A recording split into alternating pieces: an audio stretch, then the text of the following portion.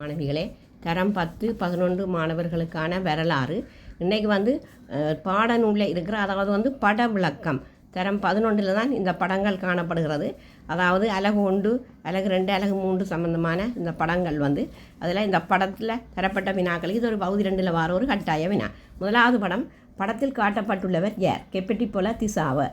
2, இவர் பிரதேச ஆட்சியாளராக காணப்பட்டார். ஊவா பிரதேசம். 3, இவர் எந்த சுதந்திர போராட்டத்தோடு தொடர்புடையவர்? முதலாவது சுதந்திர போராட்டம் அல்ல ஊவா வெல்லசா போராட்டம் 1818 சொல்லலாம். 4வது, துரைசாமியால் இவர் பதவிக்கு நியமிக்கப்பட்டார்? மகாதிகாரம் பதவிக்கு. 2வது படம், படத்தில் காட்டப்பட்ட தேரர் யார்? கிக்கடுவ ஸ்ரீ சுமங்கல தேரர். 2, இவரால் தோற்றுவிக்கப்பட்ட பிரிவேனா இது? மாளிகாகந்த வித்தியோதய. 3, இவரால் மேற்கொள்ளப்பட்ட பிரதான பணி யாது? ஐம்பெரும் விவாதங்கள் நடத்தியமை. 4, இவர் எந்த எச்சமய மறுமலர்ச்சியோடு தொடர்புடையவர்? பௌத்த மத மறுமலர்ச்சி.